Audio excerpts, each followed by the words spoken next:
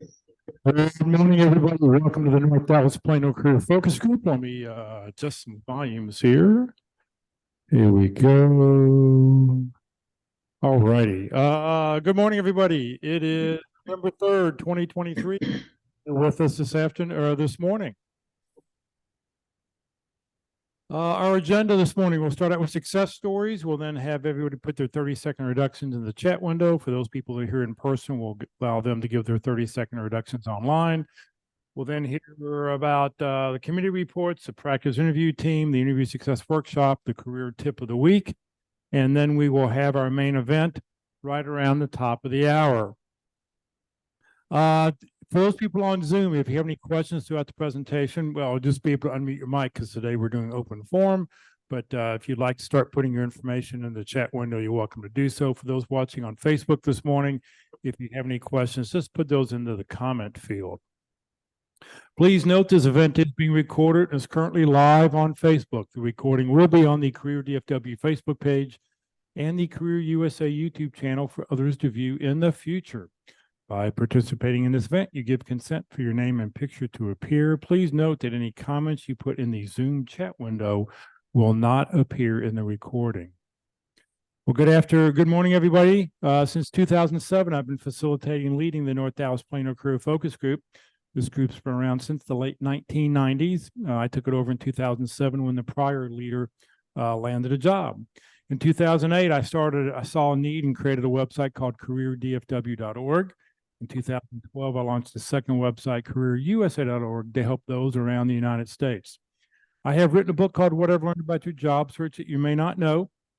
It is available on Amazon. If you see me in person, I always have copies with me. And since 2017, I've been a member of the practice interview team, which you'll hear more about that in just a few minutes. We like to start the meeting off with good news. Do we have any landings anybody would like to share? Nobody in here? Anybody online? All right, we'll keep going here then. All right, what we'd love everybody to do now is please enter your information into the Zoom chat window for those that are online. Tell us your name, comma, phone number, comma, email address, comma, position you're looking for, comma, 2 or 3 target companies, and then hit the return key. And that way, what I'll do, I'll get all that information. I will put it out into an email this afternoon. I will get it out this afternoon, unlike last week. And I also use this to update the roster. And on the roster, when you get that, it's got 3 different tabs on it. It's an Excel spreadsheet. The first tab are those people that are current in the last 90 days. The second tab are those alumni. And those alumni, that alumni list goes back to prior to 2007. So there are people on that list from, the last 15, 18 years. And then the third tab are those people we've lost contact with who have not shown up in the last 90 days. So that's a great way, especially that second tab, the alumni tab. If you're, do a Control F, which allows you to type in the name of a company and see what pops up, because you may find somebody who worked there recently or worked there 10 years ago and can maybe help you out with what you're doing. So it's a great way to do that. Please put your information in and let me give 30 seconds on the clock for you to get started.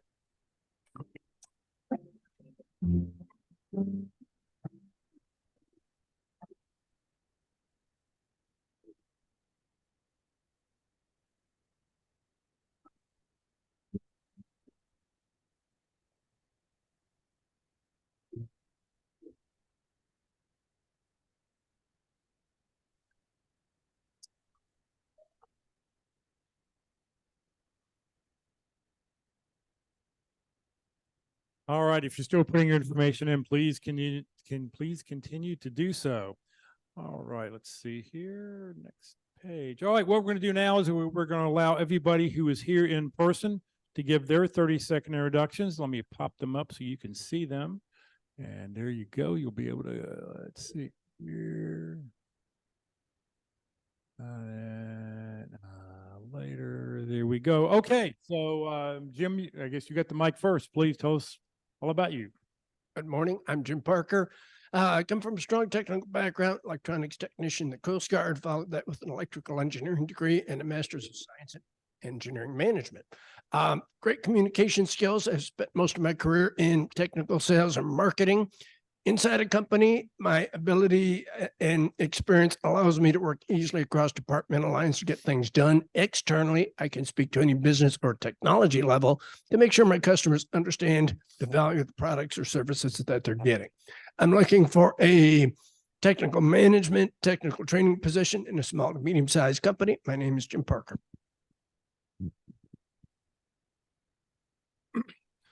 Good morning. My name is Todd Billingsley. I was a transportation last mile delivery manager. I help with making warehouse more efficient. I'm looking for contacts with Boeing, Dr. Pepper, and the container store. Again, my name is Todd Billingsley. Good morning. My name is Chandler Kim. I'm a technology marketing and partnering executive. I help companies win more and grow faster. I can help with contacts at Nokia, although it's been a long time since I've been there. I'm happy to help people out with contacts there or at other places. I don't have any target opportunities have kind of evaporated this week, unfortunately, but still at it. Once again, my name is Chandler Kim. Good morning. My name is Mark Knezik. I'm an IT project manager with operations experience. I can deliver application software projects and then support them in your environment. My target companies are Equinix and Topati. Those two. I was thinking if I had a third one, but I don't this week. My name is Mark Knezik. Good morning. My name is Jonathan Saunders. I'm a healthcare executive with an operations and finance background. My most recent success story was creating a robotic assisted surgery program at the hospital I was at. I'd like to get some contacts at SCA, Parkland Health, and UT Southwestern. My name is Jonathan Saunders. Good morning. I'm Lisa Crawford, a writer with skills in copywriting and technical writing. I turn complex ideas and information into relatable content. So I am looking for contacts at Garver, specifically their waste and water plant in Frisco, and Collin Community College. Again, my name is Lisa Crawford. Good morning. My name is Anthony Autry. I'm a senior retail manager / merchandiser. I help company create sales and drive profits. Again, Anthony Autry. Very good. Thank you very much. All right. Come on. Slide thing. Let's go here. Here we go. Career DFW, Career USA, two totally free websites that are out there. You'll hear more about it next week because I'm going to give a presentation on how they got started and why I started them and what's on the website. So we'll take a look at those next week. But there's two totally free websites, Career DFW, CareerUSA.org, websites to help anybody who's unemployed. So if you know somebody's unemployed, please refer them to these two websites. We don't collect any personal information. They're just there to help you land your next job. One of the things you'll find on the Career DFW calendar, on the Career DFW website, is a bunch of calendars. And on those calendars, there's job fairs and networking groups and webinars and workshops that are happening, free workshops that are happening. So that's one of the things you'll find on the careerdfw.org calendar. And once again, like I said, I'll point those all out next week when we take a look at the websites. All right, let's hear about the practice interview team. Chandler, you want to tell us about it? You hand the mic back to Chandler. There we go. In charge of Mike. One thing that's common for all of our journeys as we look for new jobs is there's going to be an interview or two or however many. And one of the great challenges of this whole process is we often don't get any feedback on our interviewing skills. Well, this is an opportunity to do that. The practice interview team is a mock or practice interview where you go through an actual interview with 3 panelists. And then at the end, you'll get feedback on your answers and how you interviewed that you can then use to help improve how you interview. If you'd like to participate, please send an email to the dallaspitcrew@gmail.com. This is a free opportunity to help improve your interviewing skills and highly valuable. I say that from personal experience, having been an observer, a participant, and a panelist. So highly recommend. Please check out the practice interview team. Chandler, thank you very much. One of the things they're also doing is beside online interviews, they're also doing them in person. I know we have an in-person interview. Oh, we have an online person lined up for next Wednesday, but the first and third Wednesdays of each month, they meet right here at CUMC, 3101 Coit Road in Plano. Come watch us in person. I mean, you learn as much in person as well as, I mean, I know yesterday when we had, or Wednesday when we were interviewing, there was probably 15 or 20 minutes of people just talking with each other, networking with each other right after the meeting. So great opportunity. Come join us right here at Christ United Methodist Church on the first and third Wednesdays of the month. All right, it's time to hear about the Interview Success Workshop. Good morning, Walt. Well, good morning, everyone. I'm Walt Glass, the name you know and the workshop you can trust, as they say in all the ads. Well, what is the Interview Success Workshop and what is it about and why is it different than the pit crew? Well, first of all, I want to let you know that I'm a panelist and I support the pit crew heartily, and I think it's a great opportunity to practice and hone our skills.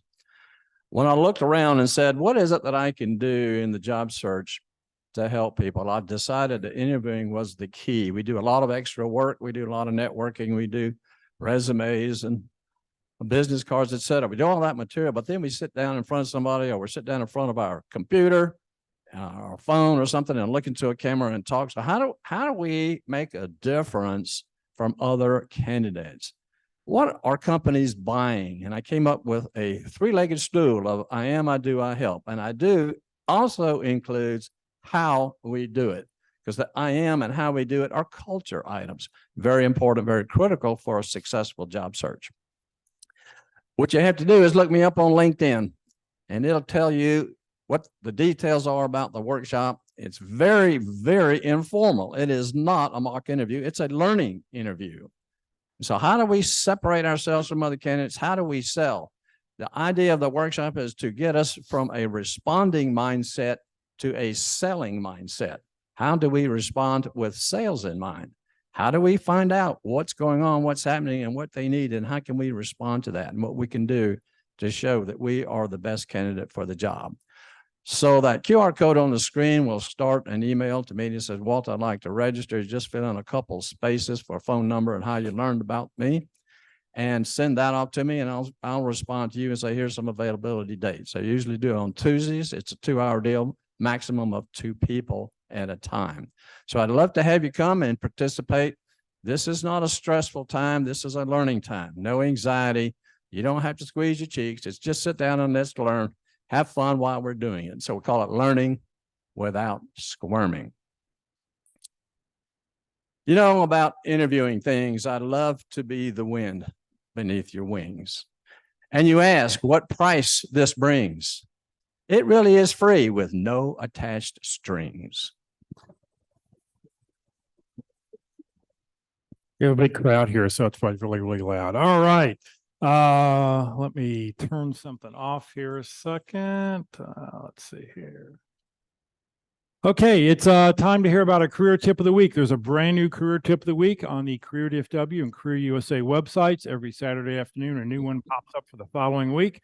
Rosanna is going to read this week's tip. Good morning, Rosanna. Good morning, Jeff. Good morning, everybody. All right. This week's tip of the week is dated October the 29th, 2023, and it's titled, You're Probably Thinking About Confidence Wrong. The author is Lisa Sun, and she's come up with 8 different types of strengths that unpin confidence. So by Stephanie Vaza, first of all, for the first third of her career as a fashion entrepreneur and McKinsey & Company consultant, Lisa Sun was told that she needed to be more confident. Confidence, however, can be ambiguous. Traditional advice often tries to put people in a mold that can feel inauthentic. We're taught that confidence is speaking up, being interested in other people, and learning their names. The 8 strengths that redefine confidence, it's puffing up your chest to be assertive. It's very behavioral. Sun couldn't relate to that type of confidence. Her perspective on confidence charged in 2013 when Janet Yellen was nominated to be the first female head of the Federal Reserve. A lot of columnists suggested that she didn't she didn't have the gravitas to lead the Fed. And so why doesn't she have the gravitas? He wrote about how the persuasive view of gravitas didn't stretch to include her. She's soft-spoken, more collaborative and compassionate. And why is it only the traits of being assertive and speaking up that are labeled as confidence? If you look up the word confidence in the Oxford English Dictionary, it has nothing to do with swagger or performance or bravado. And it's an understanding and appreciation of your own talents and abilities. So we're born fully self-confident. A 5-year-old is the most confident person. The monologue that goes on through their mind is that they're incredibly capable. Now, as adults, however, we experience setbacks and disappointment, and it's become harder for us to estimate our own talents and abilities. Without that knowledge, you can't truly be confident. You're just acting. So let's look at some areas of confidence. Defining your areas of confidence. Sun argues that we need to broaden the definition of confidence and recognize that we are all confident in certain ways. She identified 8 confidence languages, which are areas of strength and underpin confidence. First, there's leading. You can set strategic direction. You inspire followership. People are making up words. You inspire followership, and you're being seen as being in charge. You enjoy leading meetings and have been told you're a great coach. This is a very classic form of gravitas. It is what you think of CEOs having.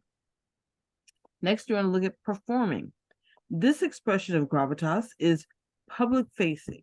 You're extroverted and enjoy the energy of other people. You enjoy meeting new people and want to be liked. You also enjoy being the center of attention. Achieving is the next one. You set goals and you work hard to achieve or exceed them.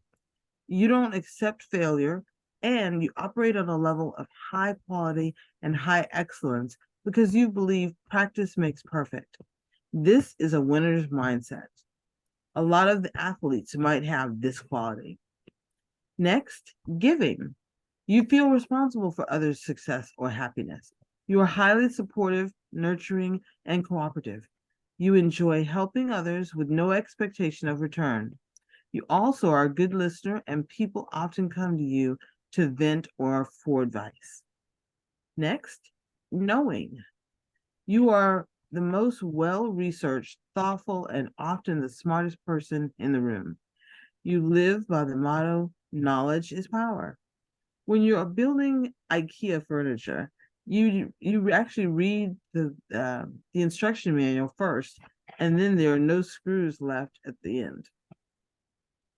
Next, creating. You are good at coming up with ideas. You believe in things before you can see them. You like to think that what the future will look like. You like to think about what the future would look like. Sorry about that. You understand the power of vision and work hard to make yours a reality. Next, believing. You have practical optimism and see positive intent in other people and situations. If things don't work out, you believe there's a reason that has to that it's been put on you on another path. Sun calls this the Ted Lasso effect. His character at many times was underestimated because he didn't fit the typical coach protocol. But it was the infusion of optimism and belief that inspired people to follow. And then lastly, self-sustaining. You like yourself and don't tie your self-worth to external metrics or validation. This confidence language is what you most need to handle criticism without spiraling. You see criticism not as a stick of dynamite, but as a gift, and you can sift through not taking it personally. 3 ways to use your languages. Each language is equal and valid, and there are different situations where you might want to lean on them to use your confidence languages. The first step is to own them. Connect your confidence language to concrete moments in your life where you felt very successful. Sun compares the process of the Pixar movie Inside Out. The main character, Riley, is shaped by core memories that were formed when she was young. Pick a couple of core memories and run the playback tape on them. Remind yourself that you created important markers in your life, not by chance, but because of the strength of your confidence language. The second step is knowing which language you need in certain situations. If you have a task to accomplish, you can lean into the confidence language that can help you. For example, if you need to sell something or sell someone on a new plan, you can use performing. If you want to ask for a raise, channel self-supporting. If the language is one that you don't have, Sun says that you can pretend in the moment. If it's something you don't have, and it can be a sticking point for your career, but Sun suggests that you find mentors who can help you become better at it. And then the third way to use confidence languages is to start recognizing and valuing them in other people. Sun suggests that leaders use the types to coach their teams. For example, if you want an employee to improve their speaking skills during a meeting, you might suggest that they be more performing. We can create dimension and more specificity around the feedback and to be more competent. You don't need all 8 confidence languages, Sun says. It's not like Pokemon where you have to collect them all. Confidence languages can grow and change as you evolve. The key is to reset the standard for what it means to be confident. For too long, we've been in a single version of it, and then that's behavioral. It's framed mostly by the male leadership we have seen for hundreds of years. So having a new vocabulary through which we can see other people's talents and appreciate our own talents can be powerful. This is the career tip of the week, and it's dated October the 29th, and you're probably thinking about confidence wrong. Enjoy the article and have a fantastic weekend, everybody. Anna, thank you very much. When I saw this article, I guess I must have been like focused on the practice interview team or, helping look for an interview. And it's just like, you've got to be confident when you go for an interview. That's going to make all the difference. Because when you show that confidence in what you can talk about and what you can share. So that's why I really sort of like this article, just to make you think about, are you confident and what can you do? So thank you very much. All right. Today for lunch, come join us. You got to eat lunch today. Today, Mama's Pizza will be there at 11:45, 2130 West Parker Road. It's on Parker, about a half block west of Custer. They've got a pizza buffet. They've got pasta, big salad bar, and then, of course, everybody's favorite of the hot cinnamon roll. We all keep an eye for when the new tray comes out. So come join us today at 11:45. We'd really like to see everybody there. All right. I need to mention this. I do this once a month. Career DFW and the North Dallas Plano Career Focus Group are 2 separate organizations. The common thread is that I happen to lead both, but Career DFW is a 501c3 that I started about 15 years ago. The North Dallas Plano Career Focus Group has been around for over 20 years. They're just a bunch of great people who get together on Friday mornings. So they are 2 different organizations. This is not the Friday group of Career DFW. If you want to overthrow me here and take over the North Dallas Plano Career Focus Group, you're welcome to do so at any time, but you're not going to get Career DFW out of my hands. I just need to sort of pass that along. All right, coming up in just a couple of minutes, we're going to do open forum. We'll talk about whatever questions you have about your job search. I want to just mention upcoming sessions the next 2 weeks. Next Friday, I do this once a year. Career DFW turns 15 next year. It's hard to believe it's been 15 years since I started it. I'm going to tell you a little bit about the history, why I started it, how it started, what did I do. We'll take a look at the websites and just give you some history as as far as what does, and I'll be glad to answer any questions about Career DFW, the who, what, when, where, whys of it. And then on Friday the 17th, in 2 weeks, a 6-step process on how to manage an efficient job search. Matt has written a new book called 6 Steps Process on how to manage an efficient job search. And so he'll be with us to share his story with us. All right, it's time for our main event. We'd love for everybody, please turn on your cameras so we can see your smiling face. I'm going to stop sharing here. Let me get over to the right screen so we can see everybody. So if you will, turn on your cameras so we can see you. We'd love to be able to see you. And we will talk about whatever it is you would like to talk about. For here in the room, if you want to mention something, please, you got to grab the mic. Walt's the mic handler or whoever has got it, just, make sure you get to the next person. So what can we talk about? What would you all like to, any questions you got about your job search? It'd be a quick meeting if nobody has anything.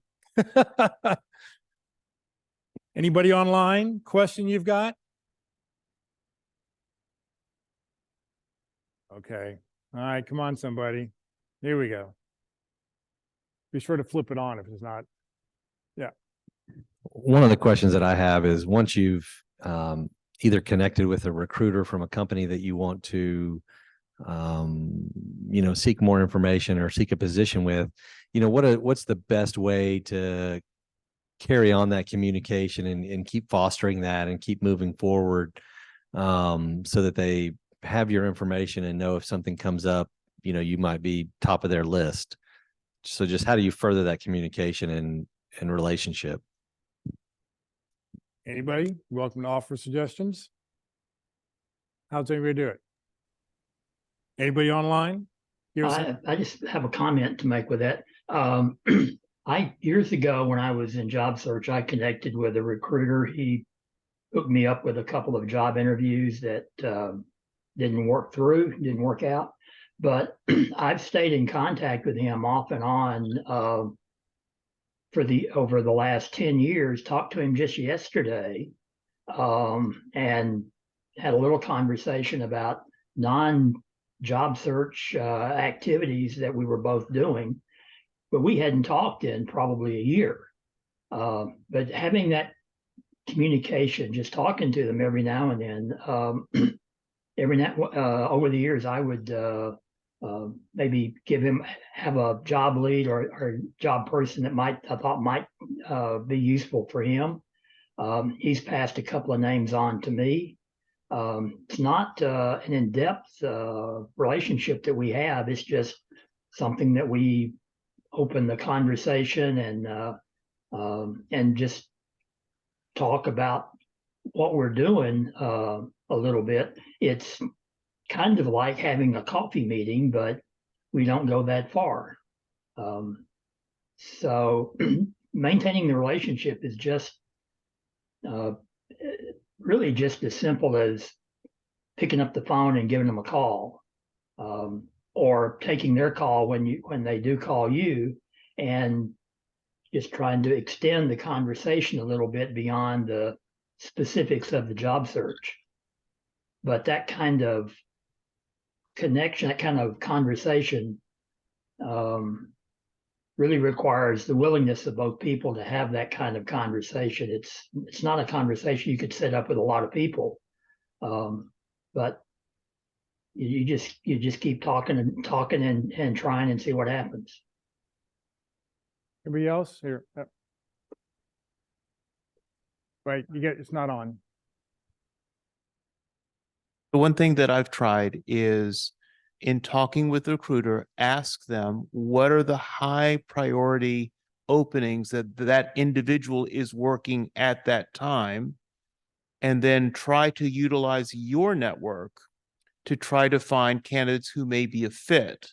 Now, whether they are successful or not is not the issue. The issue is it's creating a reason to stay in touch with them about a topic that they're interested in, which is filling the other positions that they have on their docket. So that is a way that I've kind of tried to keep my name in front of them, talking about other things until an opportunity for me came about. Anybody else? Other comments? Comments? You're right behind you.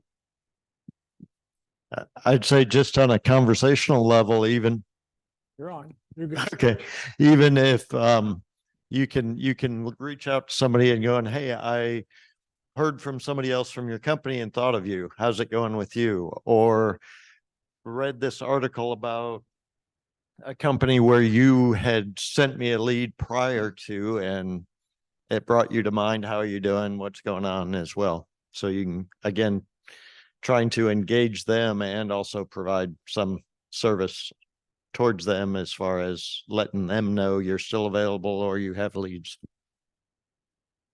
Anybody else? Any other comments? Suggestions, questions? You know, Good comments so far. I really like the information that's being given out. Have you thought about when you first meet with a recruiter to build a relationship with a recruiter, not just find out information about a particular opportunity? Session 1 on the 13 series deals with recruiters and how to operate and deal with them. So one of the topics that's included on that session of those video recordings. So you want to talk about how long have they been in the business? Who do they represent? What do they know about companies? What are their targets? Basically, how can we help them? And I think Chandler just gave an excellent description of doing that. But the idea is not just to get information about a job, but what can you do to talk with them to build a relationship as well? one other thing I know I've dealt with. My last job actually got through a recruiter. Excuse me. My last job I got through a recruiter, but he actually thought of me and he called me up. But one of the things I noticed that over the years is that I frequently, weekly, every 2 weeks, I would take a look at their company website. And if I saw a job that was like, I can do that job, I would call that recruiter up and go, hey, don't forget about me. I can do that. And 90% of the time he was like, oh yeah. You know, they're just so busy dealing with so many things that sometimes you've got to be the proactive person to remind them that, hey, you're it. You can do this job. And, you know, this one recruiter who I've dealt with, you know, he appreciated the fact that I'd call him up, and he usually sent me out on the interview because he knew I was a good interviewer. Even if I wasn't the best candidate, he knew that I would, you know, represent his company well in the interview process. So, you know, be sure to check out the website. Don't expect them to think about you because they're dealing with, you know, 50, 60, 100 different people every day trying to find something. So I think you've got to be really, really proactive and just sort of stay on top of it. Okay. And, you know, how often do you do it? You know, you contact them, you know, I would say at least once a week, if not more. And until they get a restraining order against you, you just, you know, you just keep contacting them until they say, stop, you know, it can't hurt. Okay. What else can we answer for somebody? That was a great question. What else? Oh, come on. Don't be shy. Question. Microphone. Come on, Walt. You're falling down the job. Here we go.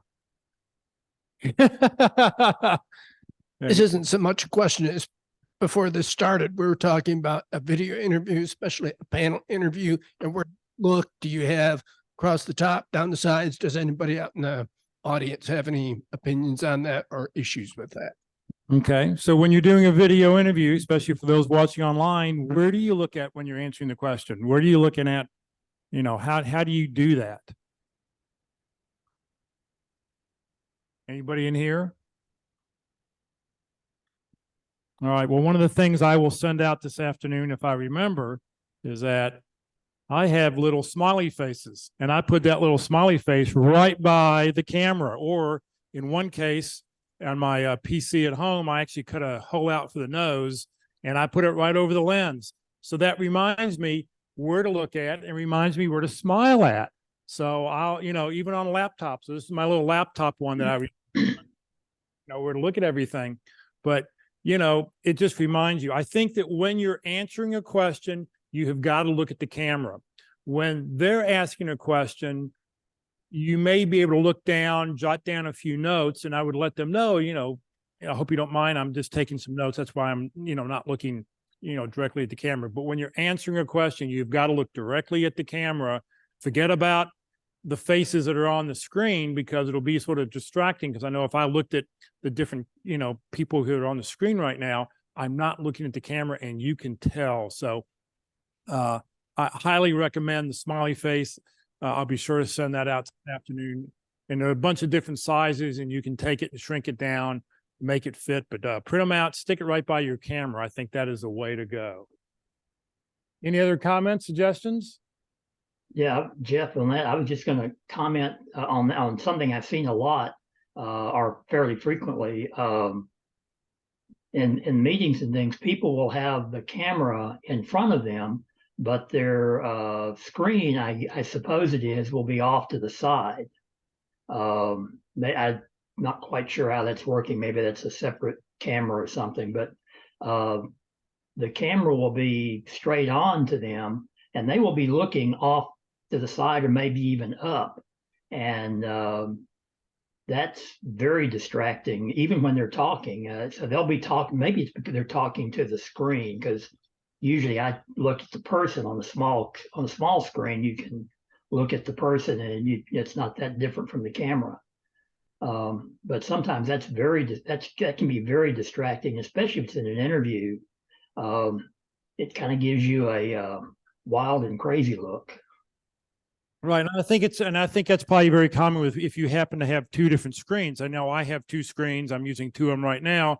And if I want to look at the PowerPoint, I'm over here looking at this. And if I'm looking at, I think what you said is very common. That's why I think you need to get a smiley face, something, put it over the camera, just to remind yourself exactly where to look at.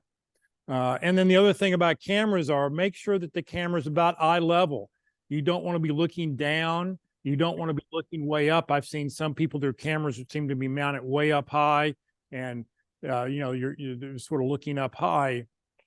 Try to get that camera lined up right at eye level. If you need to, get some books to put your laptop on to get that camera up, or get a little stand to hold your thing. I've got a stand at home I use. I don't have it here when I come to the Friday meeting, but at home I've got a stand so that the camera's right at eye level. Anything else? Yeah. Brett Blue. One other just rider on that for those of us with glasses is I tend to try and be aware of lighting so that the reflection on my lenses, I want the person on the other end to see my eyes. But a lot of times I'm also reading. So there's some concern there. Yeah, to you be gotta aware. be very, very careful when you see, if you have a Ring camera or a light right in front of you, you're going to see you'll see the reflection. Sometimes you'll actually see the reflection from the TV, from your computer screen right there, and that can be very distracting. I try not to wear glasses when I'm doing, any kind of webinar, just so people can see who I am. Glasses can be very distracting. And if you need to move your lights off to the side so that they're not reflecting into your camera. Good suggestion. Anybody else? No? Okay. All right. What other kind of questions can we answer for somebody? We've got some new people we've had some new people who've just come in. Why don't we allow them to give their 30-second introduction? So we'll start all the way back with Belva. We'll let you go first, and then we'll work our way back around to the 5 new people who've come in. Good morning. I'm Belva Lowry, and I grow companies through business development and process improvements. I'm Belva Lowry. Good morning. I'm Suzanne Hicks, and I worked for scoring assessments for education. So I am looking for educational opportunities. Suzanne Hicks. Brett Blue. I have a background in data integration and business processes. Is that it? Target company? Do you have any target companies? My challenge is more targeting specific careers because my interests and background are varied. So, healthcare, data integration, business process, those are really the focal areas. Small businesses and startups is where I want to actually get involved in. Okay, give us your name again. Brett Blue. Great, thank you. Hello, my name's Eric Gunther. I'm looking for a PL SQL data developer, data engineer. Don't really have any target companies, but we're kind of leaning toward USAA and government. And once again, it's Eric Gunther, PL SQL developer. Great, thank you. One more person who's come in right here in front, right here. Good morning. My name is Wilford Griffin, and I am a supply chain manufacturing efficiency leader. And some of the targeted companies I'm looking for this week, I'm really focusing on Raytheon or Collin Aerospace. I know they've blended together here most recently. So again, my name is Wilford. Great. All right. Question, what can we answer? What can we ask for somebody? You've got. I have a question. Okay. I want to have comment. Belva was at the pit crew, and after the pit crew today, she was talking to me. So I don't understand what the problem is. You got a problem, I'll fix it. If I need to learn something, I'll fix it. What's the big deal? And so I thought that approach was pretty good. And I thought that might be something you can use even in an interview, in an opening statement. I just take care of the problem. It's very simple. It's not, anyway, it stood out to me. And so the point is that how do you stand out in your job search? And would you rather stand out with your photo on your Zoom screen or with you on your Zoom screen? You want people to know you. I know Rosina, she's been engaged, and I know she's in talent acquisition. And I know about Anthony. I know about several people and what they're looking for because they engage, they get part of it. I see their picture, I know them, and I can remember when something comes up, I said, oh, I need to contact Anthony. So I strongly suggest you consider taking a little bit harder way out. I know women don't want to look the way they really look in the morning. I'd rather just use Zoom. And so it's a lot easier for me to do and to participate that way. But anyway, that's my suggestion. Okay. All right, what else can we answer for somebody? Question somebody's got. Here we go. Question. Yeah, so I got a question. Okay. So I can actually go for multiple job fields. Should I just stick with one, or should I do multiple at the same time? Should I stick with one for a while and then go to the other alternates, or do I do all of them at once? When you say when you're looking for a job or when you're. Well, so I have two that I could actually start an alternate career with. So right now I'm looking for technical PL SQL developer, which I'm really fluent in, and that's my background. But I could also start a new career in a different field now if I wanted to. So I want to know, should I, property manager for an HOA or something like that? Yes. So, well, I've got transferable skills because I'm HOA board president. So I've done a lot of that stuff already in the background. So my question is, should I do that at the same time, or should I just concentrate on one for now? And then maybe if that doesn't work out, switch to the other. All right, Jim's got a. Jim always has a comment. I'm sort of the same thing. I'm a polymath. I'm good at a lot of things, and that confuses the hell out of HR people. My suggestion to you is it's okay to apply to completely different jobs as long as you're not going through the same person. Like, don't go through one recruiter and apply for two vastly different jobs. It's going to confuse them, and they're just going to put you in the circular file. You can apply for vastly different jobs, but do it through different mediums so there's no cross-fertilization or cross-talk between. Do you understand what I'm saying? Okay, that's my suggestion. That's worked out the best for me. Whenever when people look at my LinkedIn account and I've got everything in the kitchen sink in there, they're just, oh my God, but they don't understand. And I'm good at all of that stuff, but most people have a hard time with that. They just don't understand that one person can do more than one thing at the same time.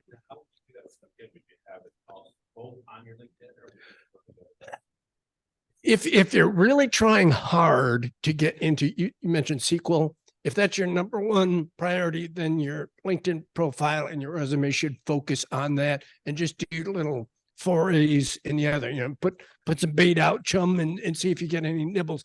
But if that's your main thing, then your main information flow should focus on that.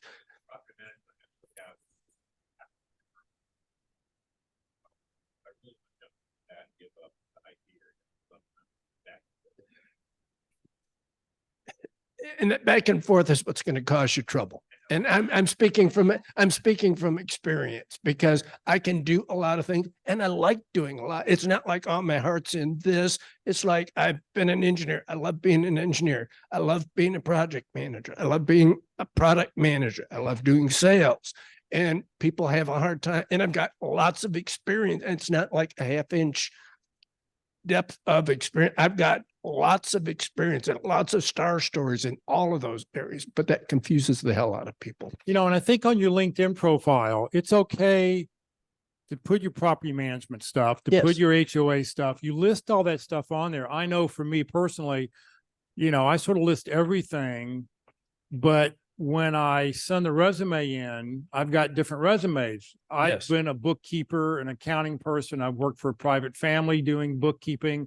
I've worked for a company as a bookkeeper, just as a part-time job, but that's a separate one-page resume that I have. But then my manufacturing operations is a separate 2 or 3 page resume, because it's got a lot more depth, because this is the things I want to share. So, what is it you want to do? Only you can decide what it is you really want to do. What do you want to be when you grow up? That's a question I think everybody always employed fights with. What do you want to do?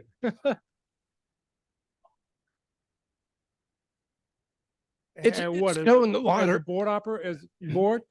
Yeah, if you don't get paid for it, it's a volunteer operation. But make sure you put in, X number of homes and what kind of budget you had. Go ahead and list the meat of what you had to do. I've done the same thing.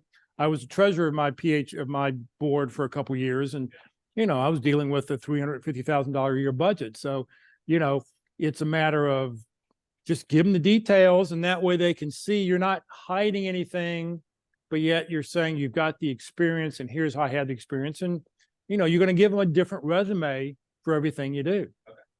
And I actually have different business cards that, depending on the situation, I'll give them a technical one or business management or, so forth. Yeah. I actually carry 4 different business cards with me, just depending on who I want to pass depending what it is I'm passing out for somebody. That's why I suggest that you print your own business cards, because you can just print 10 of each one off, and you go, well, here's this 10. When I use this up, I'm going to change it, whatever it is. When I was on the board, I had a card just for board stuff. So in summary, job A is LinkedIn public. Yep. Job B is offline. Yeah. And it's kind of like that. And if you want to decide, then you do more informational interviews or whatever you want to do to make your decision of which one you want to live with. So I don't want to mop, but no more questions. All right. Okay. Well, hold on. Wait, just one more second. Dan, I see you unmuted your mic. Dan, did you have a comment? Dan online? Hello? Okay, you just unmuted your mic. Okay, never mind. Go ahead. Okay, so another area I have a problem with, or it's not really a problem, it's actually a good problem to have, but I'm getting a lot of job interviews and screening and everything for contract positions. So this is a quality balance sort of thing. I want to get more of the full employment, and I really need to do more of that legwork that I haven't done because I've been swamped with the other. So how do you balance that out too, between stuff that you would take and stuff that you really want? That's another area I have a balance. I'll throw that out to the group. Anybody online who wants to, any comments you want to make online, please do. Anybody here?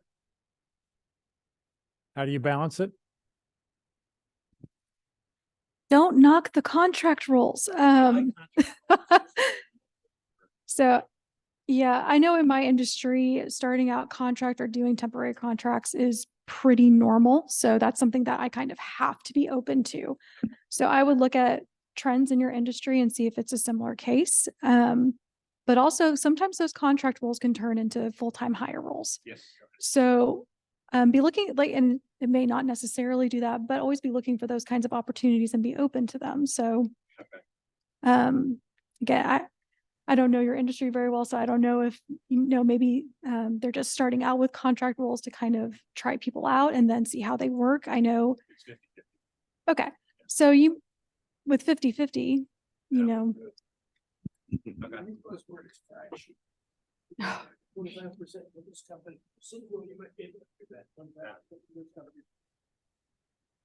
At the same time, I personally don't have a problem with 369, but 369.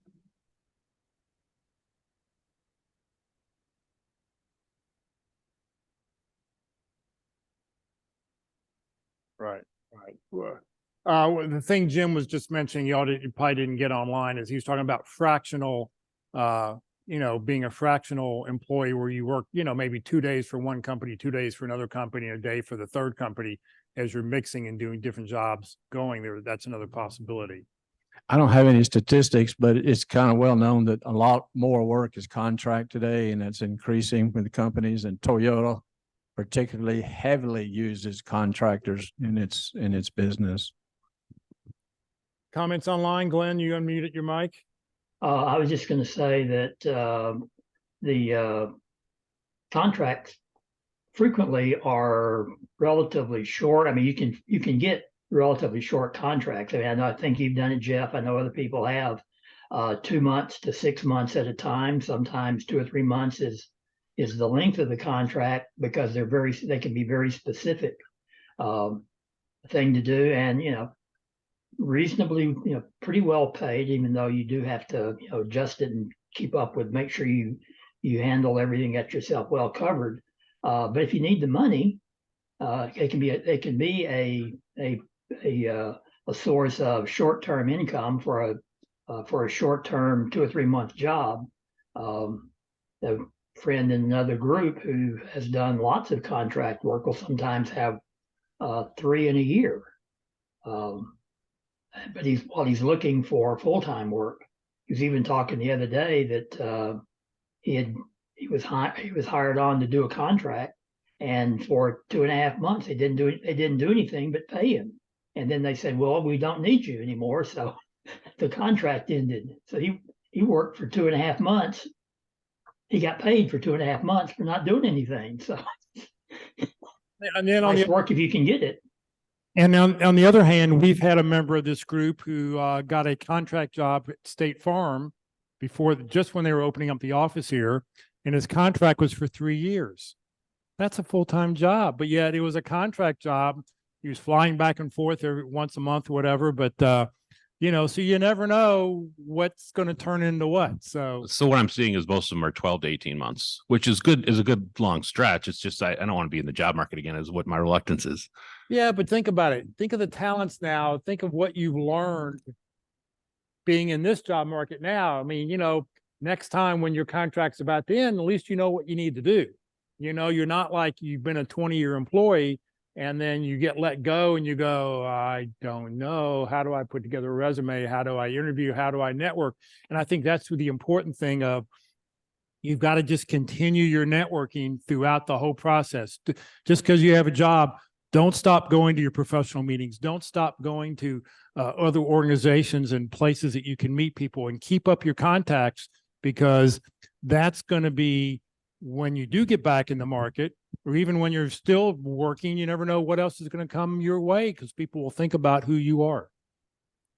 There's the old expression, the first day of your new job is the first day of your next job search. You never stop looking. Right. Yeah. Anybody else? Any questions? Nothing wrong in always looking for a job and wanting the high end of the salary range. All right. Just keep looking. Hold on. Wait a second. Hold on. Wait for the mic. You got to hold your hand up, wait for the mic. Otherwise, people online are going, they don't hear anything. I'll put this on my present. Yeah. How do you identify new recruiters if you're looking in different areas? How do you find them so that you can make an introduction if they haven't contacted you? Comment, suggestion? How do you find recruiters?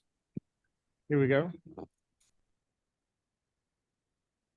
So one of the best approaches I've seen is you kind of want to develop your career. So you go to a recruiter and say, hey, I'm kind of looking to develop my career more in this area. I was wondering if you could help me, and then send them either a LinkedIn message that way or else call them on the phone. And that's how you initiate. How do you identify that? Oh, yeah, that's a good question. But a lot of times you go right on LinkedIn. I think they come to me because of the skills that I have are in demand, kind of. But I know, but that's not what I'm trying to say. I'm saying that if they don't come to you, you got to go to them. And the way to do that is through your contacts would have recruiters. If you have some contacts on LinkedIn that had job search in the past, go to them and do a search on their contacts and look that way. So it's kind of like using LinkedIn to network.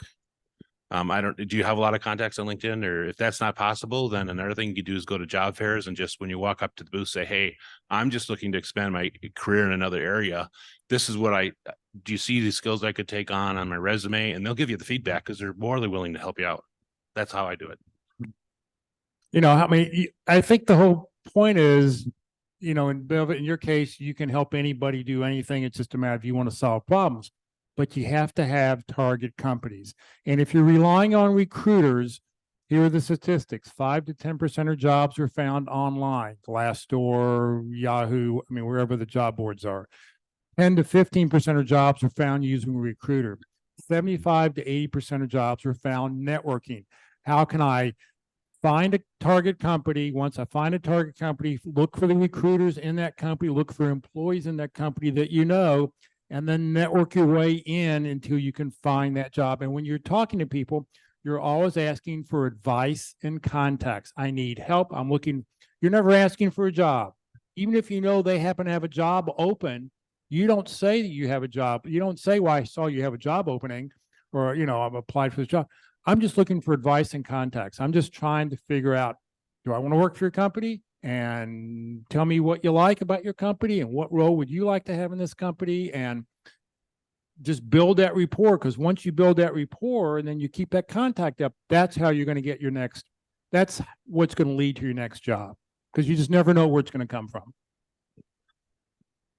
Jeff, Jeff, Wait, hold on a second. Yeah, Glenn, go ahead. I was just saying, if you're trying to find recruiters, there are 2 or 3 recruiter networking groups around. So just go to their meetings or zoom in on their meetings, because you know that the people there are going to be recruiters. And if, you know, again, like, you're not there looking for a job, but you're there looking for contacts. You talk about what you're doing. And so people in the room are recruiters. The other is, if you have a particular company you're looking to and you want to get a recruiter there, or go on, you know, LinkedIn is a simple way to do that. Put in the company name with recruiter in the search, and you'll come up with names that way. Those are, I mean, there are lots of ways to do it, but those are 2 relatively straightforward ways where you know recruiters are going to be. And what I found recently with my own experience, because I've been out of the job market for a long time, you have to have your LinkedIn profile optimized. And if once you optimize it, they will come to you. So I think one of your problems might be it's not optimized with skills, keywords, and stuff like that. So you have to figure out what those are and get them on your LinkedIn, and then they will call you. Because I'm getting a lot of call. For example, my last job title was system engineer. And so I was getting heating and air conditioning because they were searching on my last job title. So it's very important what your last job title is too, and what you have in your tagline, and your optimization on LinkedIn is very important. Just letting you know. Yeah. And what Glenn was talking about, when you're in LinkedIn, you type in the search field, you put in the name of a company, one name, I mean, one word. If it's 2, if the name of the company has more than one word, you need to put in parentheses. And then you do a Boolean search, which is you do a capital A, capital N, capital D, so A-N-D, and then type the word recruiter. And what LinkedIn will do is, by using that Boolean search, is look for recruiters, that anybody who works at that company that has a name that has recruiter in their profile. It could be past recruiter, could be current recruiting, whatever, and it will then pop up with those people. So that's a way how to, if you don't know about Boolean searches, you need to use them. It is the best tool out there, and you can use it on Chrome, Firefox, you can use it on any search engine. You can use it if you're on the Target website. You can do a Boolean search. I want, something and red, because I want it in color red, boom, and it will filter that way for you. Boolean searches are extremely effective. Okay, what else? What else can we talk about? So target companies are really, really important. You've got to find a target company because, yeah, you got to start there. There's a recorded session out on the Career USA YouTube channel about reference solutions. You familiar with that? Okay. Reference solution. And there's another database called A2Z, ATOZ.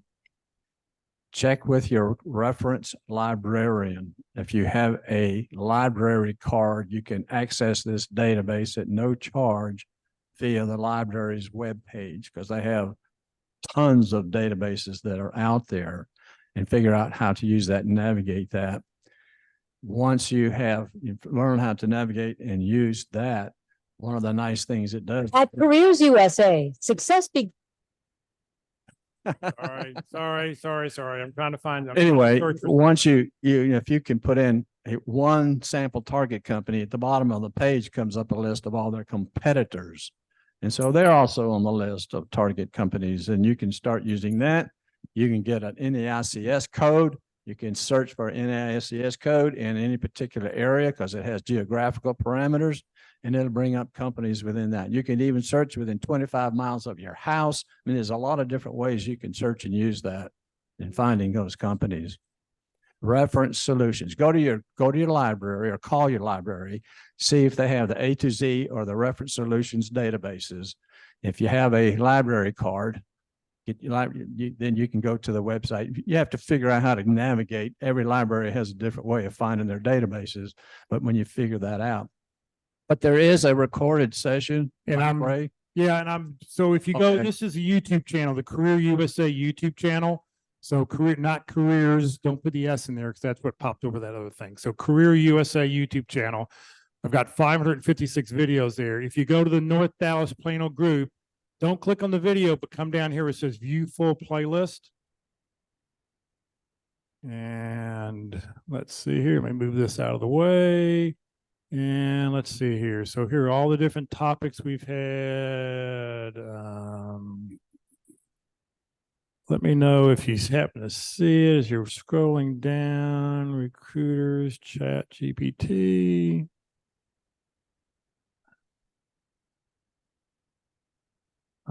Let's see here. Was it that long? No, we've done it. We've done it this year, so it should be up here someplace. Did I miss it?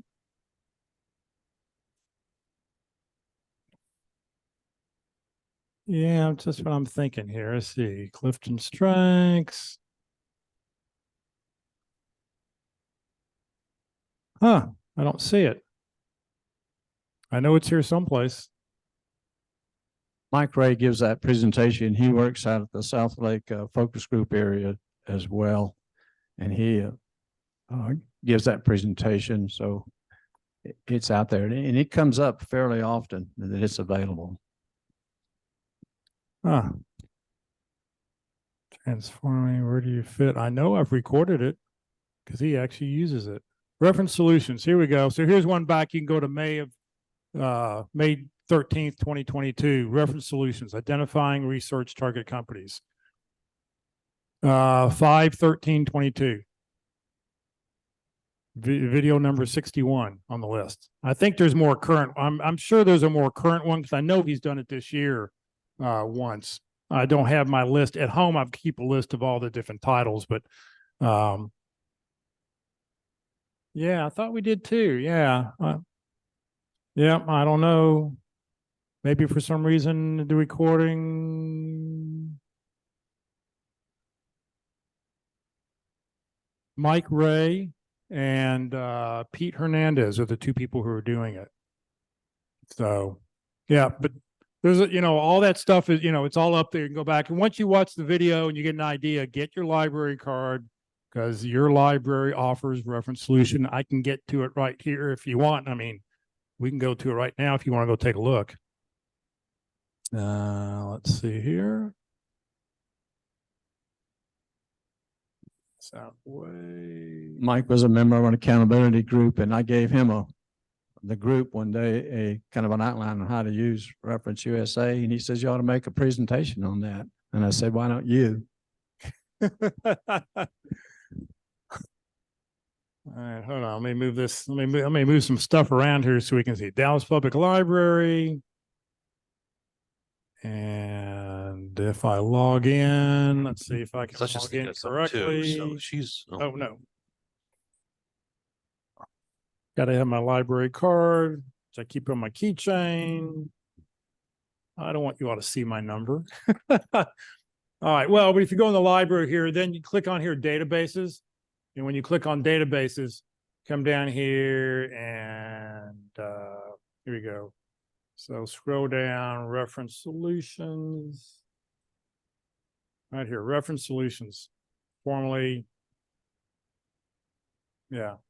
So you log in, go right here, and it's just amazing what you can find and what you can search on. It's just. But you're able to get it on your computer as well? Yeah, you can do it on your computer. Yeah, you don't have to go to the library. If you want to go to the library and ask for the reference solution, a reference librarian to show you how to use it, you can. But yeah, I can access it.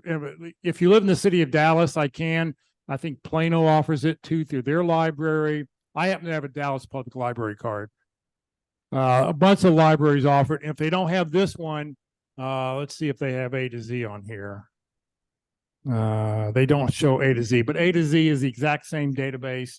It's started by it was the same people who started Reference Solutions and sold it, then started a second company, A to Z, to do the exact same thing again. So, all right. so the other thing I want to add too is, so you said your business development. Yeah. So there, I don't remember where it is, but there's a one-stop shop where new businesses go for networking that you might want to go to. Somebody else might know the name. It was a Chamber of Commerce. I'm not sure, but yeah, so you want to find where that is, where the new businesses go to network and get in with one of the startups there's along those lines. You grabbed the one I was going to say is Chamber of Commerce. If you have a particular geographic location or town, they're pretty helpful and a great resource.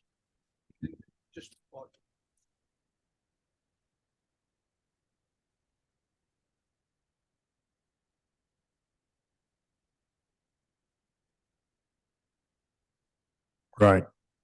He was talking about the Metro Crest, and there's North Dallas has got one, Richardson, Plano, they all have their own. And also beside that, also check out the economic development boards too, because they'll know about companies that are moving here and new possibilities of things that are happening. All right, what else can we answer for somebody? Another topic, another question. Somebody online?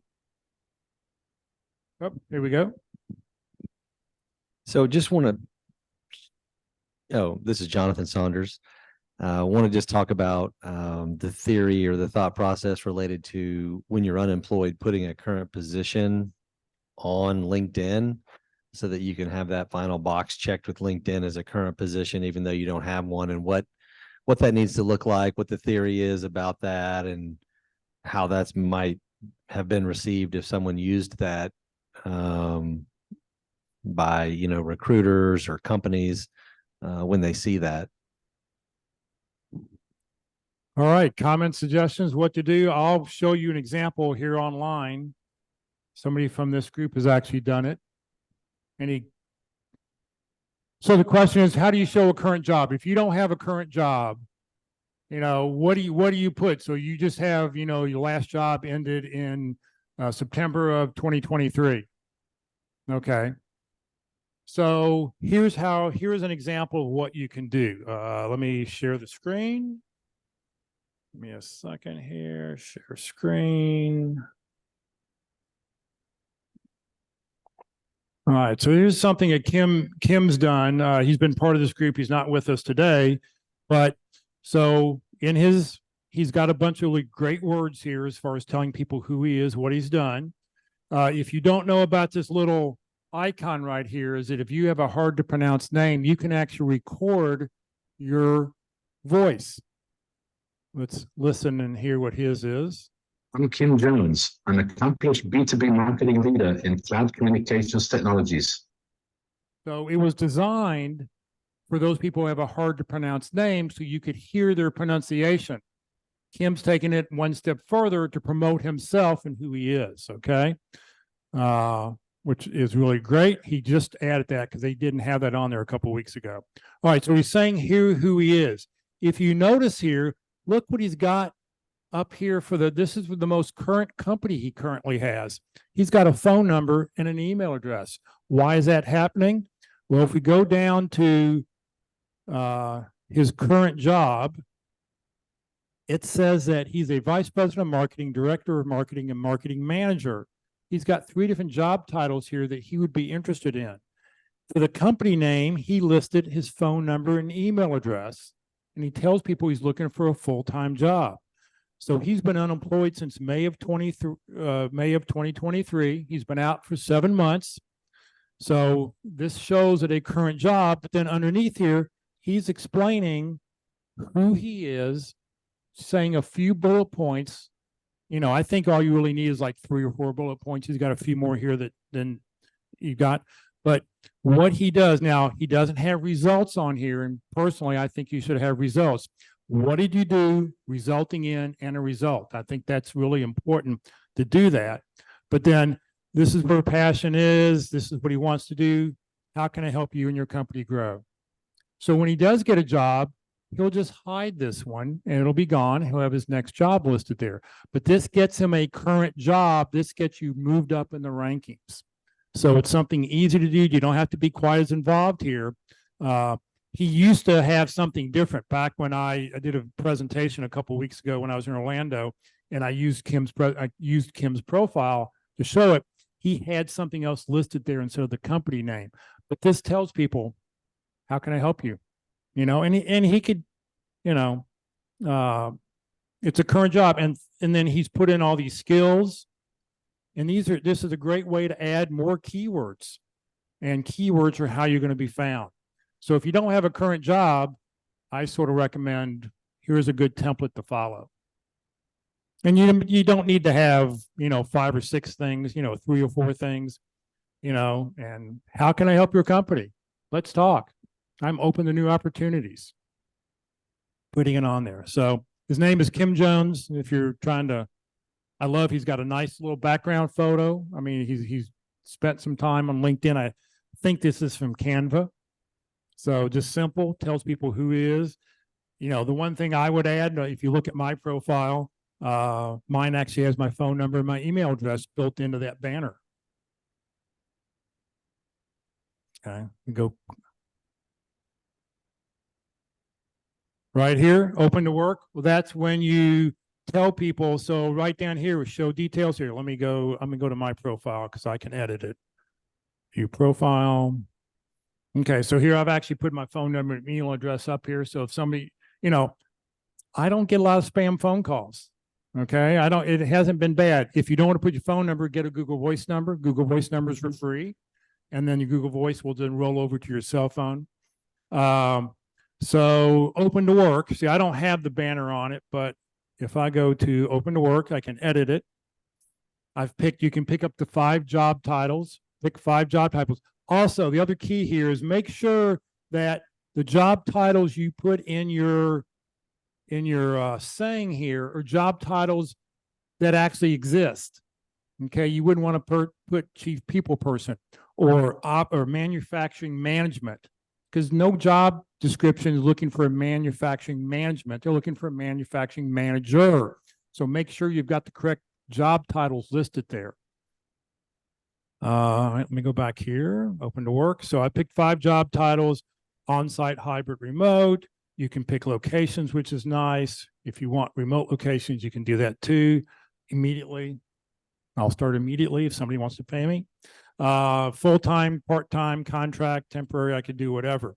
So what I've done is I've only let recruiters know that I'm looking, okay? So that's why I don't have the green banner on there. But if I click here, view all members, do all members, Hit save and no, thank you. Now the banner pops up. Okay, and that's how it does it. So the question is, do you want the banner on your photo? Some people go, well, no, I don't want to really tell people I'm looking for a job. Why not?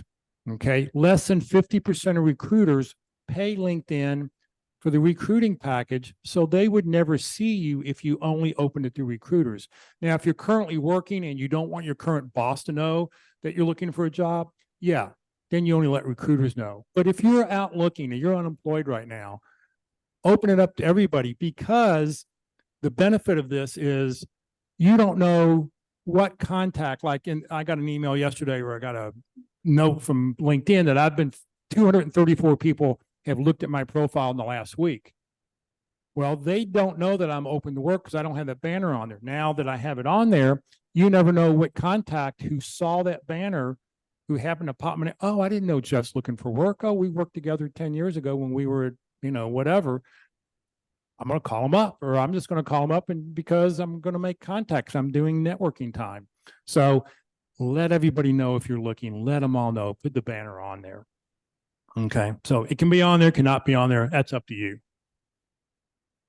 Question, did I answer your question? Good. I mean, I think a current job, I think it's a really effective tool now because it gives you an opportunity to put some more really, really great keywords. And don't forget in your profile, let me go down here since we happen to be here. Keep your sentences first person. You write the about statement in first person. Tell people who you are, what you like to do, how you can. Remember, format this to how can I help your company succeed? What do you need me to do to make you successful? Here's what I've done. How can I help you? So be sure to show some results if possible. I put in my contact information. Some people put it at the very top. Some people put it down. It varies. No matter who everybody's going to have their opinion on where you should be putting that. But if you see down here at the very bottom, I don't expect anybody to read this. This is strictly here for keyword matching. That if somebody's looking for an operation manager who can do forklift training, I'm going to pop up because that's going to show up in my about statement. So you've got 2,600 characters here. People are going to scan the top part. They're never going to read a big thing of text, but I'm putting it in there for keyword matching. Okay. What about the question was, what about the Gallup skills? About strength finders? I think it's worth putting in there because I think more and more people are taking it nowadays and haven't taken it. But you got to describe what it is. Just by me listing strategic, maximizer, analytical, responsible, deliberative, that doesn't tell you anything about really what it is. But what I've done is, so let's take a look at these words here. The first one is strategic. I've written my sentences that I'm a strategic leader, that I maximize by transforming something, that I'm an analytical by looking at all the factors. So I've taken those words and used them in sentences, which strength finders will help you do to describe who you are. And this is what I am. My brain is wired. How can I be more efficient? Anything I look at things is like, well, if I'm going to get up and I'm going to go into the kitchen, what things can I carry with me back to the kitchen so I don't have to walk back and forth a second time? My mind it's just the way it works. So, use those words. And, if you're a woo, what's a woo? I woo my customers by doing, or whatever, describe it and help people because you're telling people who you are. So I like using them, but I like the terms. I like the words. That expresses who I am. Okay, enough about that. What else can we answer? Jeff? Yes. Your comments there a while ago sparked another thought back to our earlier question specifically about finding recruiters, but anybody else. Looking in your own LinkedIn contacts, particularly first and second level contacts, search in your contact list for recruiters, particularly first and second levels, because then you're likely to have a if not a warm connection, at least a closer connection, either directly somebody you've talked to or contacted with. And if you have 2 or 3 or 400 or more connections, you probably don't remember who they are. So just searching in your own contact list for recruiters without necessarily having to search for specific companies or job links or anything is another way to do that. And going to your third connection, still somebody you're connected to, but now rather than being a few thousand people, it might be a few million people that you get a connection to. So yeah, go ahead, Glenn. No, that's all I was going to say. Is that's just just a random thought based on your comments about about using connections and stuff there. So yeah. Right. And the other thing I'll recommend too is join the Career DFW LinkedIn group. This week we passed 15,000 members have joined since I started the group 15 years ago. Huh? I sent them a note. It was a lady. That's all I remember. And I denied a bunch of people. I will tell you, over the years, I look at people's profiles, and if they only have 2 connections or their profile, there's nothing in their profile, I don't accept them into the group. So I am looking, but I will tell you this, it probably 1 out of 15 or 1 out of 20 of those people work in HR. They're joining the group because they're trying to find you. So if there's 15,000 members, I bet there's 1,000 recruiters probably in the Career DFW LinkedIn group, and you can contact them directly because in a group you can go directly to those people and contact them. So, LinkedIn has done nothing with groups in the last 4 years. Nothing has changed.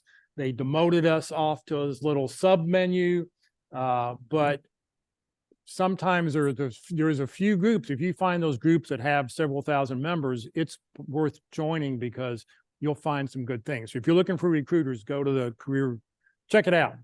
There's another tip about LinkedIn. Are you aware that you can download a lot of information off of LinkedIn? If you're not, learn how to just look up how to download information on LinkedIn, and it'll tell you where to go and navigate to get to that. And one of the things that I download is my connections, and I'll put that in a spreadsheet. And that's one of the reasons I ask people if they want to connect with me to put in a personal note, so that when I go look at my connection, I say, oh, here's how we met. Here's how here's how I know this person, that sort of thing in that file to help you with that. And so that would be maybe an easier way to search your connections by having that download, and then you can search it and mess with it. I'll put it in Excel and I can look at it any way I want. LinkedIn's made changes, so I don't know if they still do this, but it used to be if you were a first person connection with somebody, you could access their connections. Is that still the case? Well, it depends on if that first degree connection, what they have set up is in their personal profile. So, Okay. If you're a recruiter, most recruiters have turned off, you can see their contacts because they don't want to be giving up who else they're dealing with.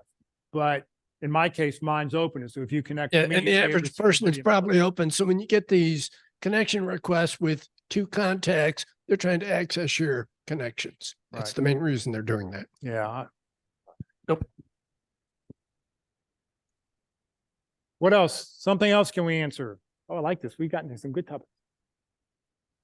Is there a way I can download my bio onto LinkedIn? There is a way. Let me show you. In fact, let me go to that and I will show you that. All right, hold on. Let me share the screen again. This is something I just learned just recently. It's actually not your bio, but what they call it is your job description. So, okay, so it's up there. So what you're going to do is you're going to go to more on your profile, click on more, and you're going to click on build a resume. Okay. When you click on build a resume, you're going to put on there create from profile. Okay. So here comes a resume, and then you want to pick a job title, whatever it is. I'm going to put down and pick a job title that's in LinkedIn. This is really, really important. Make sure your job titles all are the default in LinkedIn, because a recruiter, when they're looking for you, they're not going to sit there and type in some funny job title. They're going to type in the default job titles that are there. So be sure to use that. So let's go general manager and we're going to hit the apply button. And now here is my summary statement. Here are my experiences. I guess all the, oh, it says it will not appear. Let's see here. X.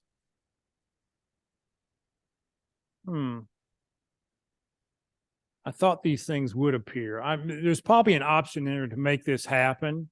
Okay. But the best thing, the coolest thing about this whole feature is that over here on the right-hand side, I've typed in that I want to be a general manager. Well, here are the keywords that LinkedIn has found that matches my profile. The one thing I do not have, and they recommend, is including problem solving. I haven't mentioned that in my profile. So I probably need to do that to, get more key hits, So I need to go through and add that. I thought you could download your whole profile though.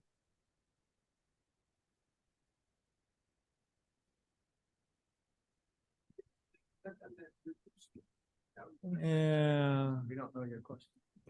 Let's see here. My question, well, my comment is what Jeff is doing, is that the same thing as just doing a complete data dump of your entire LinkedIn profile? It's been a long time since I've done that, but I've done that before. Yeah, it could be here. It could be the save to PDF too. I don't know. What I did was build a resume. Let's see what happens if I save to Let's see what happens here.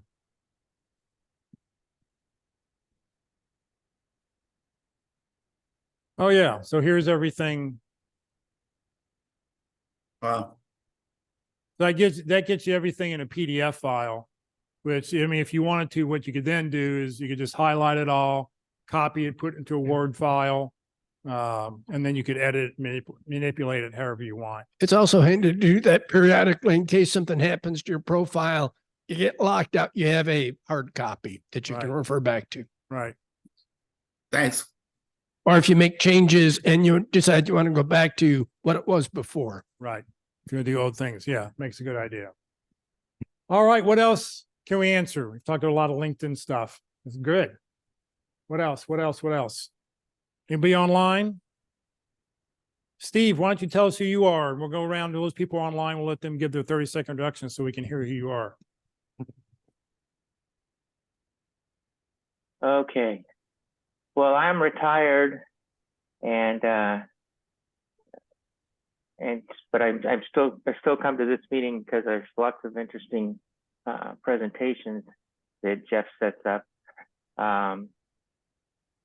So that's sort of where I'm at. I'm retired and not really looking at this point.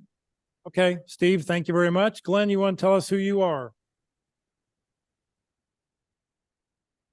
Yes, my name is Glenn Meggs. I'm a retired PhD mathematician with background in signal processing across several different sensor platforms, currently facilitating the engineering focus group. My name is Glenn Meggs. And when does your engineering meeting meet? We meet jointly online with the IT focus group Tuesday mornings, 9 o'clock. The IT group is listed on the Career DFW calendar under regular meetings, I think. And the career group and the engineering group, I think, is listed under webinars. I think is where you have us, Jeff, because we don't meet as a separate group. Right. But we meet Tuesday mornings jointly with the IT group. Right. Great. Where do you is the one group meeting in person, or are they only meeting on Zoom? It's a hybrid meeting at what is that? White's Chapel Methodist Church in South Lake, Tuesday mornings at 9 o'clock. Right. Thank you, Glenn. How about Dan? Tell us who you are. Hello, my name is Dan Weigel. I am a certified Lean Six Sigma black belt, and I help managers identify and eliminate waste from their manufacturing and business processes. And I am looking for work, and I am interested in contract work. Okay, thank you very much. Alkeisha. Good morning, Alkeisha Rodriguez. I I am a technical implementation project manager, settling on the title. Like you said, Jeff, you have to pick one that shows up in the drop down, so that helped me a lot to formulate one. I translate the technical into tangible to make it profitable. I essentially using my strengths to bridge the technical technology to the human factors of the users. Alkeisha Rodriguez. Thank you very much. Jeff. You're welcome. Hello, everybody. I'm Jeff Aubert. I am a customer-facing technical sales engineer. I engage customers in pre and post-sales engagements, and in both a sales and a technical manner. I identify the problems the customers have so I can find that's right solution to properly quote what we need to sell to them. I'm looking for sales engineer, technical account manager, manufacturing rep type positions. They all seem to have those same type of labels. And I'm Jeff Aubert. My target company is Highland Electronics. Thank you very much. Nada. Good morning, everyone. My name is Nada Albraishi. My background is in global mobility. I help companies grow. I've been sent to Europe to set up operations for the company, and I was successful there. I was sent to Singapore to do the same for Asia, and coming back, I set up the global suppliers department. So I help companies grow through negotiations, problem solving, innovation, and building relationships. I'm looking for a company as a global supplier manager and also as a in global mobility on the corporate end. Listening to you guys today talking about split between two different things and being good at two different things. So this is something that I'm sorting out. Thank you very much for your sharings. And so my name is Nada Albraishi. Thank you very much. How about Mark? Mark Banford, are you there? There we go. I am. Good morning. My name is Mark Bamford. I was laid off last Wednesday, or this Wednesday, the 1st. My background is operations management. Been doing that for over 40 years. Very disciplined when it comes to plant startups. I've done 5 of those. Plant shutdowns, I've done a couple of those. The background, the industry that I'm in is the window and door industry, fenestration. Everything from the extrusion process right through to fabricating the windows and doors. My target companies are Pella and MI, windows and doors, and I'm just starting to get back up to speed on how things have changed when it comes to getting a job. That's who I am. Thank you very much, Mark. How about Scott? Scott from New Jersey. Are you there? Good morning, everybody. Scott Boutreau, Certified Planning Inventory Management. Looking for a supply chain job in central New Jersey or remotely, specializing in inventory control or production planning. If there's a part number, I can manage it. If it doesn't, I'll create one. Scott Boutreau. Yeah, and I like that. He's got a little saying, if it has a part number, I can manage it. If not, I can create one. That's something I'll remember. So if you can come up with Scott, I just have to compliment you on that. That's something that if you can come up with a little quickie saying, we used to have somebody in this group who used to say, I break airplanes, because he was a test manager. And the object was, if he broke the airplane, he knew then how to make it better and how to make it last. So come up with a great saying like that and people will remember you. Great saying, Scott. Thank you. Thank you. Rosanna. Hello, Rosanna. Sorry about that. Well, good morning again, everybody. My name is Rosina Gallman, and I am a senior talent acquisition consultant, otherwise known as a senior recruiter, and I'm currently in transition.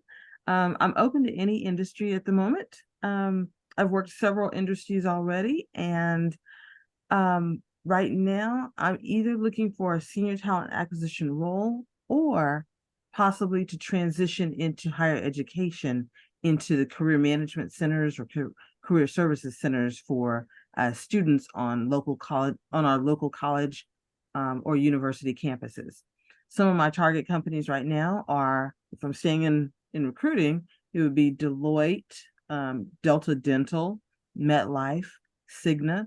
And if I'm transitioning over to the career management centers, I'm looking at University of North Texas and Collin College.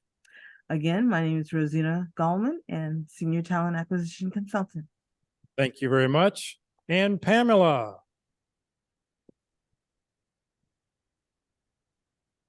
Pamela. Going once, going twice. Come on, Pamela. Oh, I don't see your, yeah, you connected to audio. Nope, I guess not. All right, well, what else? What else can we answer for somebody? Question somebody else has? I have a question. Yes. You mentioned about like if we're not working, what to put on the resume, and you said you showed us Kim Jones' resume. So what about if we want to go and put continuing education or something like that versus whatever Kim Jones did? Well, so I guess there's two things here. You can put, I mean, that's fine, continuing education. Now you're not putting on a resume, you're putting this on your LinkedIn profile. Yes. Yes, you can do that. You can put down your caretaking for an aged parent if you wanted to. You can put down that you're just taking time off because I've been working for 40 years and it's time to take a week off. You know, you can put down whatever there's no right or wrong thing. It's just if you have a current job, whatever that current job is, that will move you higher in the LinkedIn ratings. So it's just a matter of having something there. Continuing education. I'm going back to get my master's. I'm taking the following, 4 or 5 classes that I'm taking, whatever it is. Just show somebody that you're doing something. I just happen to like Kim's thing because he's telling you, here's what I can do to help your company. So this is a possibility. Thank you. Jeff, I was just going to say, when you're doing that, be sure you close off be sure you give end dates for all the previous jobs so that you can list this as a new current job, and do whatever you want to call it. So unless your previous job somehow it's still open, maybe you're on call to them in some way, but you want to close off all the previous jobs so it doesn't confuse or get in the way of what they're looking for. And we've made a couple of comments here about not showing too much or doing too much because it confuses recruiters and whatever. It'll confuse us, people who are not doing recruiting. Listening to everything that's going on here in the meeting today, I think many of us would be challenged to remember more than 1 or 2 or 3 things we heard. And after we get off the meeting, we might not remember more than 1 or 2 names. So keeping up with all that stuff, there's a lot of information to absorb. And if it's not something that you're really focused on at that time and really trying to take it in and learn it as you might in an academic environment, just picking up and grabbing onto names and ideas in conversation like this can be a challenging thing to do. If you run into somebody and a little bit later and they say, well, I met you the other day. And you said, oh yeah, I don't remember that. So it's just.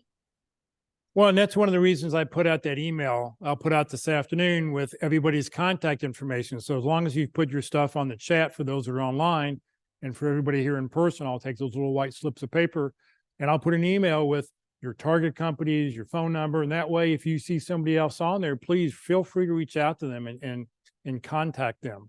And I think, quite frankly, Nada, I think you could do both. I think you could have what like Kim showed us, what he's got on his, and you could have a second thing that I'm currently doing, continuing education, and you have 2 open titles.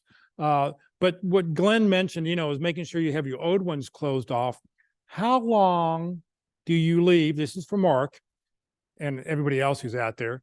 How long do you leave that you currently work at the prior company you used to work for before you go and say, okay, I'm no longer there? What do you do? Come on, Walt. I've I've done it in steps. So I've known I was going to get laid off for a while. I had to close the plant down in North Carolina before I left. I agreed to do that. But what I've found with LinkedIn in particular is change drives you up the pile. So you can get more visibility by making gentle tweaks to the point of I closed my employment the day that I closed, and it updated LinkedIn, and I got a lot of hits, including about 4 recruiters in the one day and a job interview yesterday. So that was pretty effective. I also went into the open to work section, which has a bit of a stigma going about it. I will tell you, it wasn't the most comfortable thing to do, but I got like 150 hits. So, and I know that at least 2 of those may go somewhere. So I like to keep the LinkedIn stuff moving, and closing a job is a step you can take if you want to create interest. Yeah, Jim. I generally do 1 month. Because 1 month is fairly explainable. It's like, you got out of the job, you're doing this, and takes, but if you leave it open longer than a month, then it's like, you're just leaving it hanging out there. That's my opinion. Okay. Scott, I see your hand up. Sorry, I had 2 computers. I'm gonna have to figure out which mouse I'm using. Oh, okay. Okay, so you got me thinking back to you saying you'll remember my tagline. Yes. But you remember my tagline, but not my name. What good does it do you? Should I put my tagline in my LinkedIn heading? I think I would. I like it. I think it's something that'll stand out. It'll make you stand out. I think maybe, if nothing else, if you create a banner, if I don't know what your banner looks like, I haven't looked at your profile, but put It's a warehouse. Put that in your banner. Create a banner that has that and has some parts or warehouse stuff, whatever, in the background. I think that. I'm just thinking if it's in my heading, it could be searched for. I'm sure not that many LinkedIn headings has part number in it, so that's true. That's true. There's Lynn Williams is I don't know if you've heard. I forget if she's been down there or if you've been up here. Lynn Williams is a big LinkedIn person up in Pennsylvania. And she does a 3-part LinkedIn seminar every rotating once a month through the library in 3 parts. She's been doing it 10 years, I think. Anyway, there's one person she uses, and it's something about hot buttery popcorn. And she can't remember the person's name. It's a Middle Eastern name and everything else. But she uses an example that you can Google hot buttered popcorn LinkedIn and find her. So that's got me thinking about that. I mean, I was thinking different job titles like inventory management, materials management, stuff like that in the heading. But just today, you got me thinking about putting my tagline in my heading. Well, and we're going to look at your profile right now. And Jeff, it's if you put the very tagline in Actually, the Lynn header, Williams is working on it. Right. So, I mean, you've got to, I love your background photo, but right here, you have 220 characters. Now, I'm not saying use all of them, because I think that would take it to 4 or 5 lines, which would be too many, but you have room here. You're telling me this is who you are. Then I would, just put a comma or put the straight up and down hash line, and then put in parentheses, put in your little saying, because you've got the room to do it. And I think it would set you apart. Oh yeah, I haven't even. I know the heading. The heading would be worked on no matter what. Yeah. So I have a basic profile. I need to blow it out. Right. You're also supposed to prioritize from left to right, from the highest to the lowest priority, what you're looking for in that tagline. Just that's what I heard from Tammy Bodgarter or whatever her name is. Right. Right. Now, Jeff, I was just going to say that with that tagline on there, recruiter sees that, or anybody who sees that, and they respond to it, it's likely to mean that they have a sensibilities about things that match you. That that if that strikes them as odd and bizarre, they might not be interested in talking to you, and you might not want to talk to them because you don't match. But if they see that and they say, "Oh, I like that," just like Jeff did, that's something I like that. Let's see who this guy is. So again, it's just like when you're interviewing for a company, they're looking for fit. If you fit with a recruiter, it works as well. So it kind of goes the same way. Yeah. And I was going to say too about the resistance to using open for work. I think Jeff, maybe you said this before at times too. A lot of people, kind of don't like using that, and some people actually say, well, you shouldn't talk to too many people and tell them you're out of a job or open for work.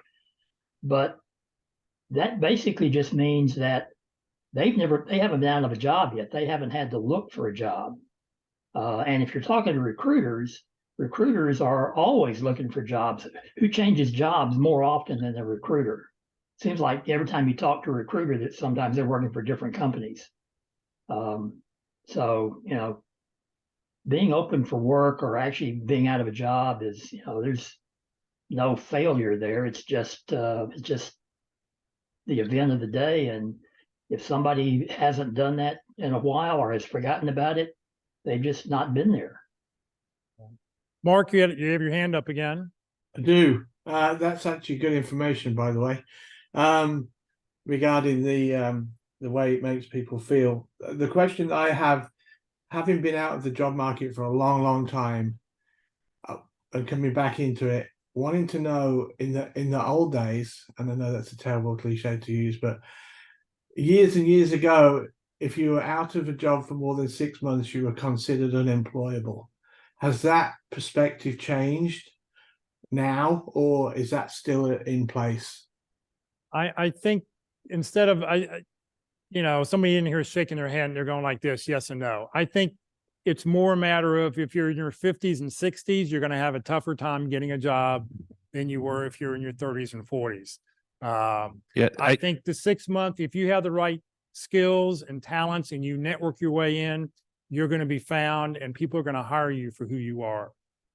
Yeah. So I started my own business a while back and I was out of work for like a year while I was running that and nobody cared. It's just, I think it's what's on your resume and what's in demand.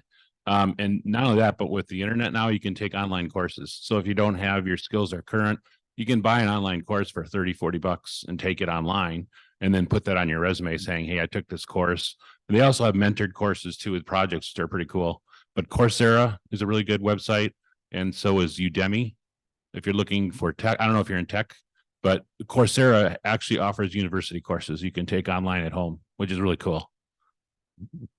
So, thank you. All right. Anything else? We've got time for one more question. I was just also working through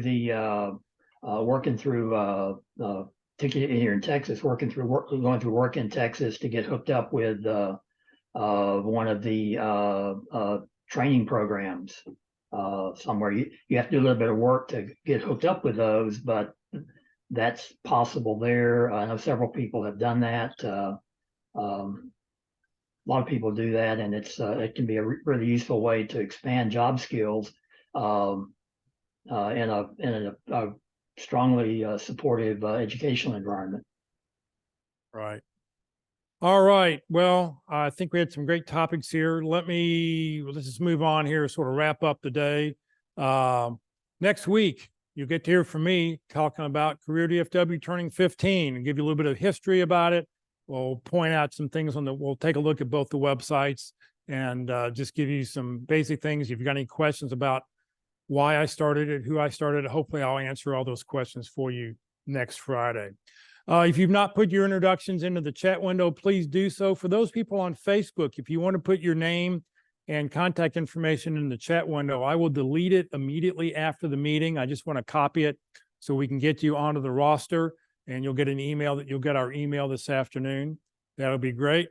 Career DFW, Career USA, we're putting on training 4 days a week. Next Tuesday, Ruth Lipsky will be with us to talk about LinkedIn tools for job seekers. This is a really great presentation. Ruth works for Lee Heck Harrison. She works with job seekers every day, and she totally redid her LinkedIn presentation last month.